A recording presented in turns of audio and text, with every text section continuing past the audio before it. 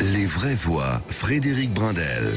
Les vraies voix sont prêtes pour le grand débat de 18h30. Évidemment, c'est l'un des faits marquants de la journée. Les derniers militaires de l'opération Barkhane ont quitté le Mali. Est-ce une bonne décision pour vous, les auditeurs de Sud Radio? Vous répondez sur le compte Twitter et Facebook. Vous n'hésitez pas à intervenir au 0826 300 300. Nous vous donnerons la parole. Vaste question donc.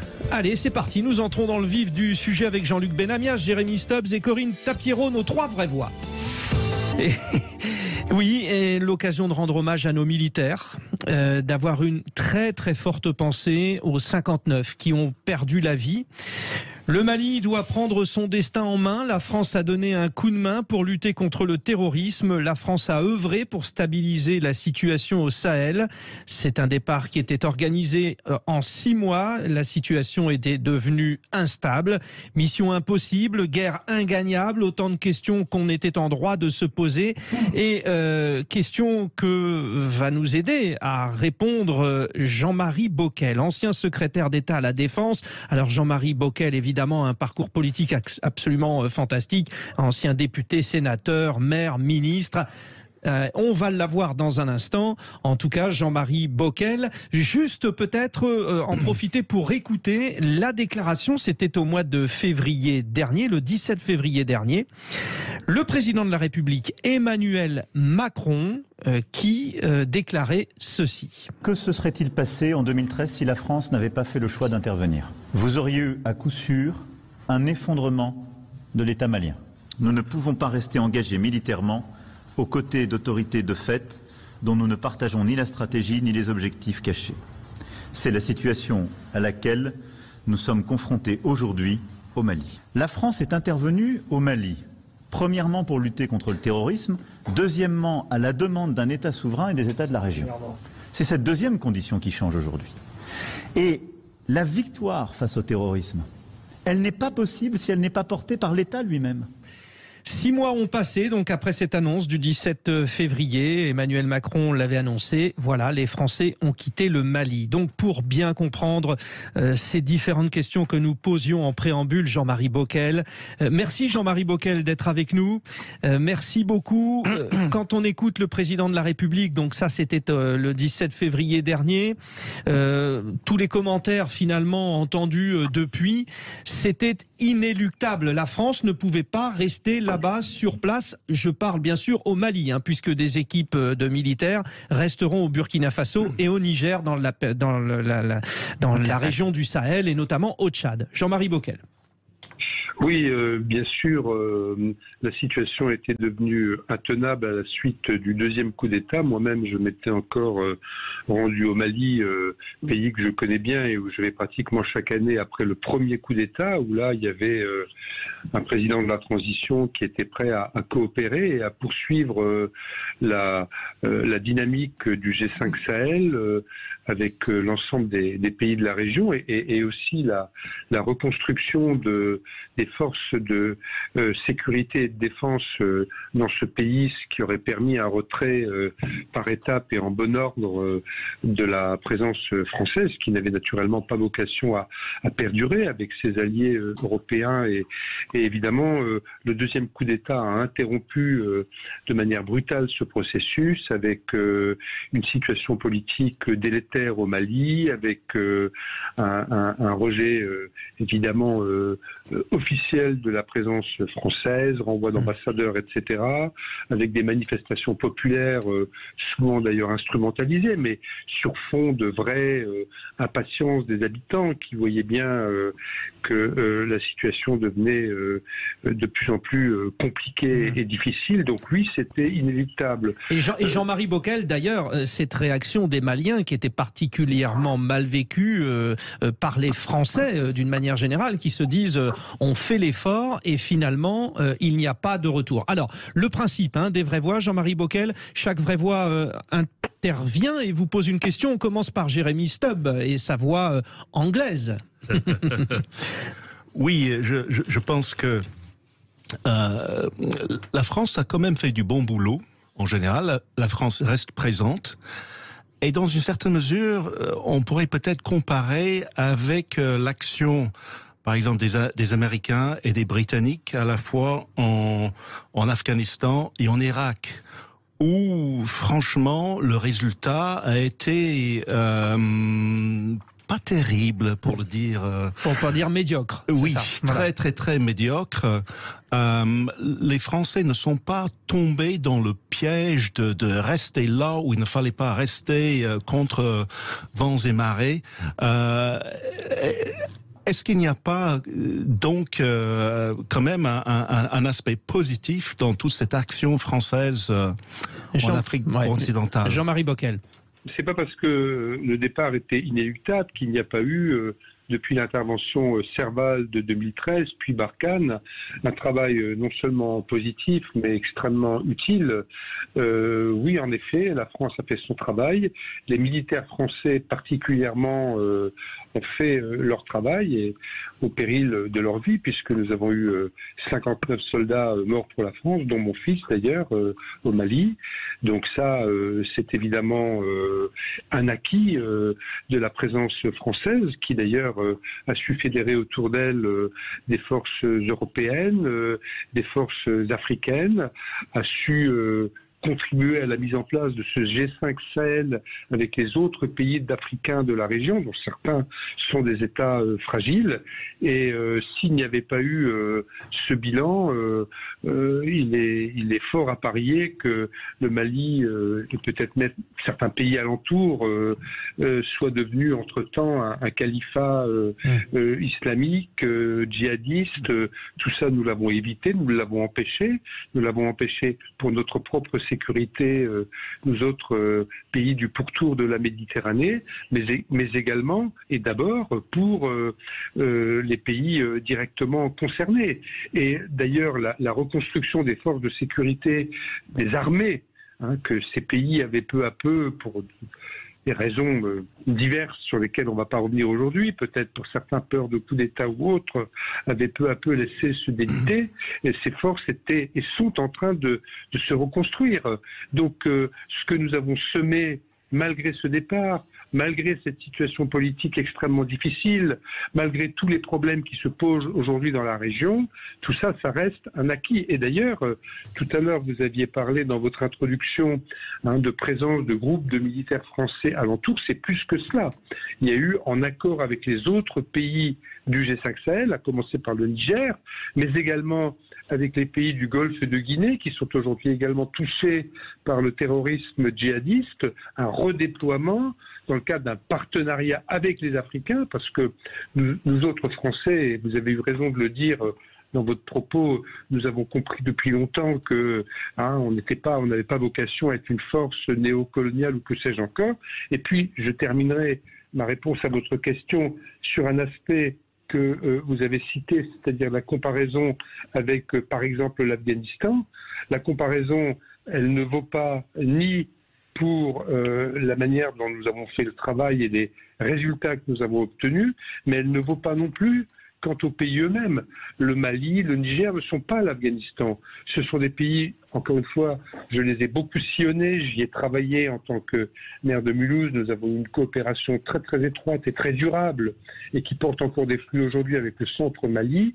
Ce sont des pays qui, il y a encore une quinzaine d'années, étaient des pays certes pauvres, certes rencontrant des problèmes entre le nord et le sud, entre les Touaregs, les populations d'éleveurs et les populations d'agriculteurs, mais c'était des pays qui avaient de l'espérance, c'était des pays qui se développaient, c'était des pays où la jeunesse avait des perspectives, et tout ça, ça n'a rien à voir avec l'Afghanistan, qui naturellement était dans une situation particulière depuis pratiquement l'occupation anglaise du 19e siècle. Jean-Marie Bockel, il y a une réaction au 0826 300 300. Olivier qui nous appelle de Bordeaux.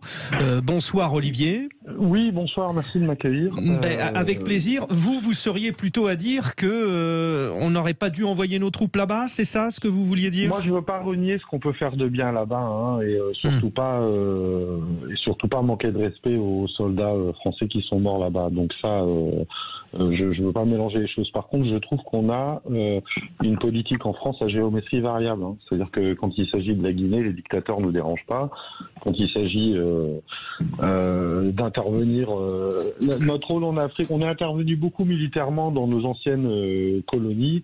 À la différence de l'Angleterre, par exemple, je crois qu'ils sont intervenus une seule fois, eux, depuis les indépendances sur le Sierra Leone. Mais nous, on a quand même un réflexe encore très France-Afrique. Et je tiens à dire aussi qu'elle est très contestée. La légitimité même de l'intervention au nom de l'ONU par les Français, elle est très discutée. Elle est discutée dans le droit, elle est discutée...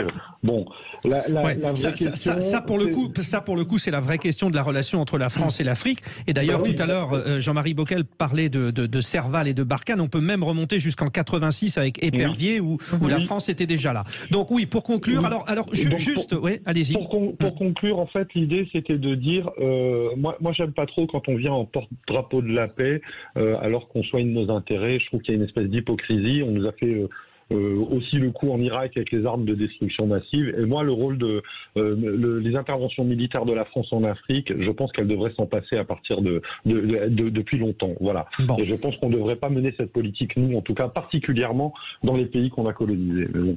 Merci Olivier pour cette réaction, alors qui va un peu dans le sens de la réaction de notre consultation des auditeurs de Sud Radio qui disent oui, c'est une bonne décision que la France quitte le Mali à 88% pour l'instant, donc pour les auditeurs de Sud Radio. Jean-Marie Bockel, alors nos vraies voix vont bien sûr intervenir, mais je sais que vous devez nous quitter vers 18h50. Jean-Marie Bockel, je rebondis sur ce que vous nous disiez. Je n'ai pas voulu dans un premier temps l'évoquer parce que j'attendais de voir dans quel état d'esprit vous étiez. Vous avez évoqué votre fils et évidemment on a une pensée pour lui et pour les 58 autres décédés.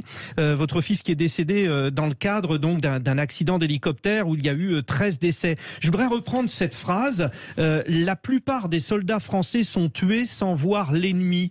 C'est ça qui est terrible aussi dans ce conflit, c'est que sur une guerre traditionnelle, on sait un peu où aller, mais là, ça paraît totalement déstabilisant.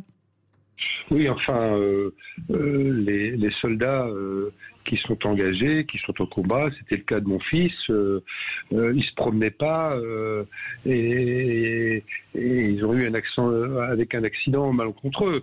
En fait, ils étaient dans une action de combat au sol, dont ils avaient tous les éléments et dont ils étaient partie prenante, des soldats qui évidemment avaient en face d'eux des soldats ennemis, et de même qu'un certain nombre d'actions auxquelles participaient les hélicoptères, et certaines de ces actions sont connues, et notamment l'attitude héroïque de l'adjudant Blasco en son temps.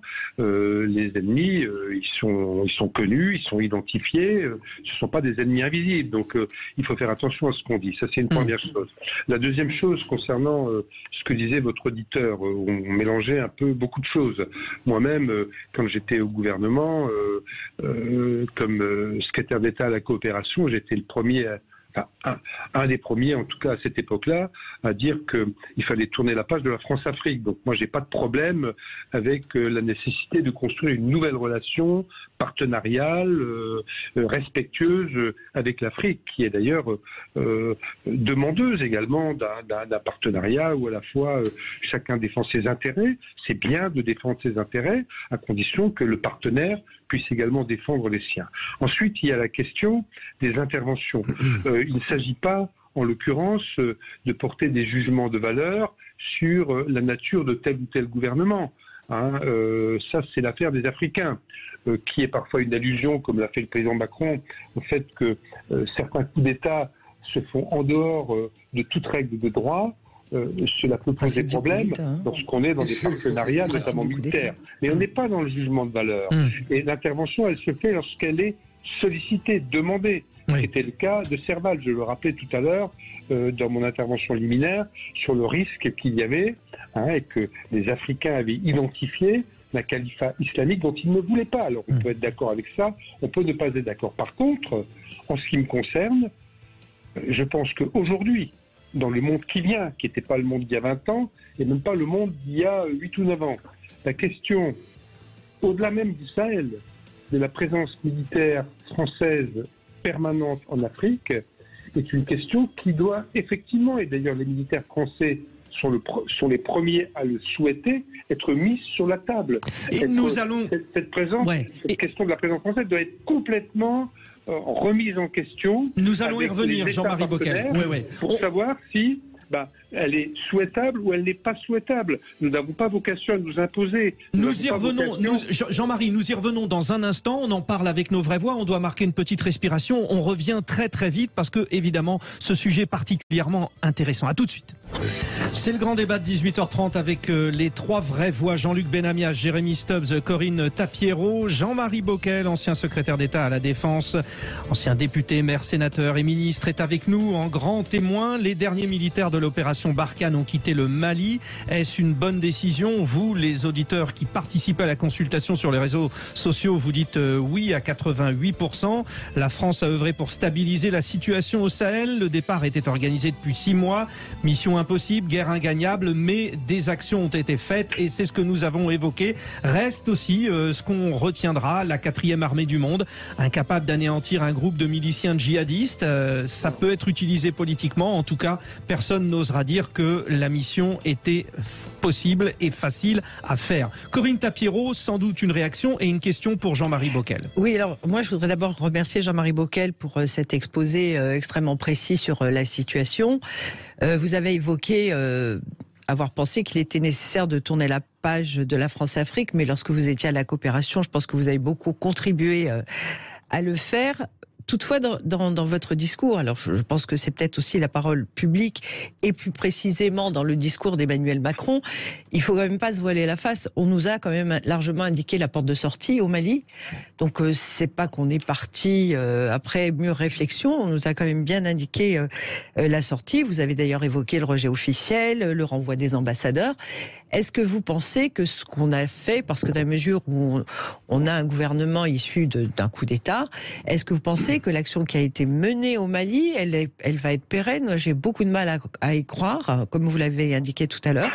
Est-ce que vous pensez qu'on va réellement, maintenant qu'on en est parti, pouvoir se dire on y est allé, on a évité cet État islamique pendant 9 ans.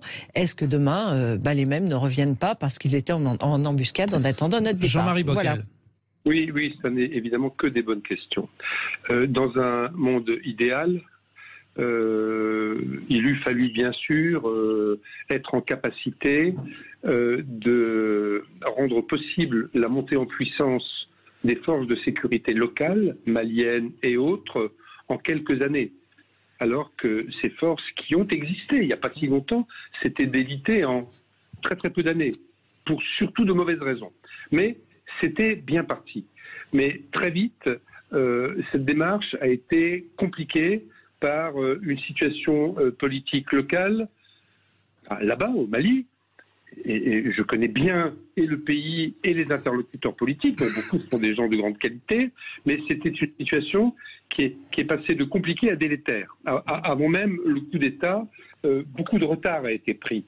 Et ça a été notre principal problème.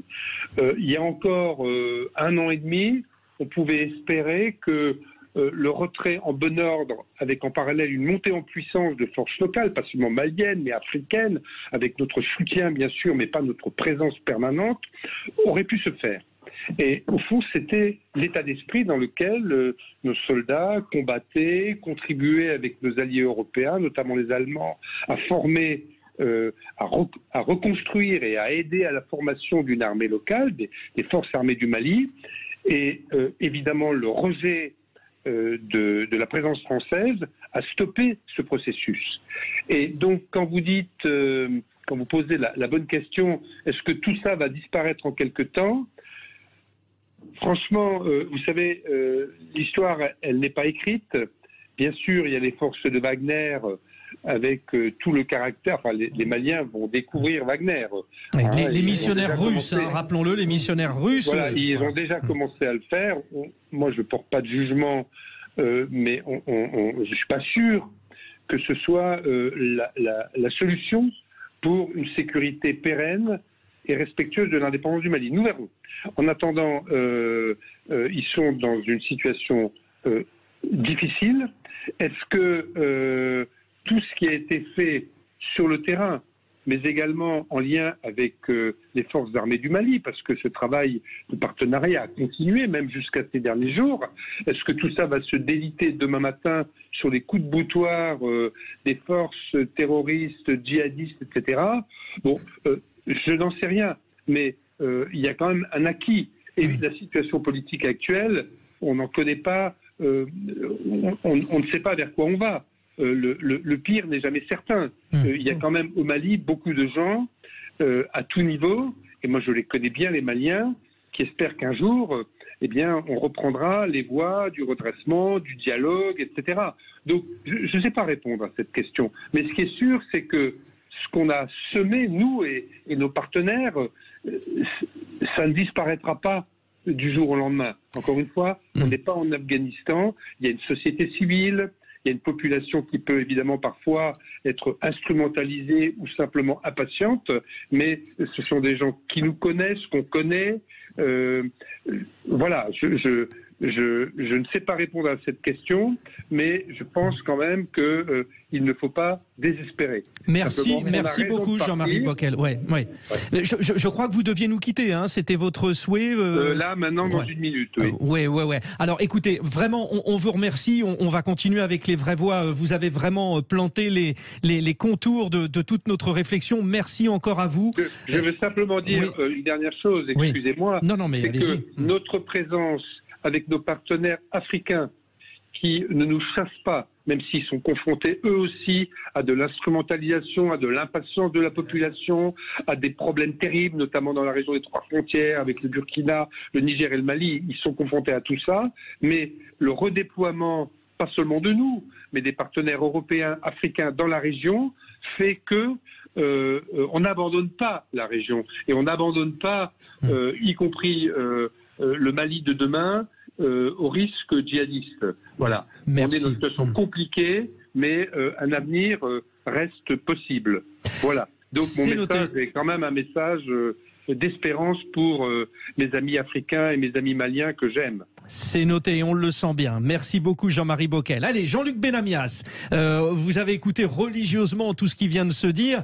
Je vais vers vous, vraie voix Jean-Luc Benamias, avec un regard, j'imagine, particulier sur la question de la guerre. Parce que ce que les auditeurs là sont en train de se dire, c'est bon, on dépense des millions, on y va, on a des morts, et en plus, on s'aperçoit que ça marche pas. Jean-Luc. Non mais la géopolitique mondiale est en plein bouleversement, je vous apprends rien. En Afrique, ça n'est pas très nouveau. J'aurais bien aimé pouvoir débattre avec Jean-Marie, on se connaît. Je ne vais pas le contredire sur un certain nombre de choses, notamment, comme l'a dit notre auditeur, sur le fait qu'on a quand même eu plusieurs dizaines, si ce n'est plus de 50 morts, et donc respect pour les soldats qui sont intervenus. Ça, c'est dit. Après, la problématique du changement géopolitique sur cette partie de l'Afrique démarre largement après ce qui s'est passé en Libye. Les forces terroristes qui sont d'Al-Qaïda ou de Daesh, d'ailleurs qui ne sont même pas d'accord entre elles, mais c'est pas grave, ils font beaucoup de dégâts, et ce sont des fous furieux, n'est pas terminé, loin de là. Et ça ne touche pas que le Mali. Ça touche le Niger, ça touche le Nigeria. Je ne vais pas faire tous les pays, hein. C'est à peu près... c'est très difficile à contrôler. Et j'aurais une divergence avec Jean-Marie. Il parle de forces européennes. Mais qui a des forces européennes, puisque maintenant l'Angleterre, avec le Brexit, est sortie de l'Union européenne? Le seul pays qui a des forces européennes réelles s'appelle la France. Et dans ce cadre-là, ce qu'on a essayé de faire au Mali, respect pour les militaires encore une fois, mais comme l'a dit Corinne, on nous a demandé de partir.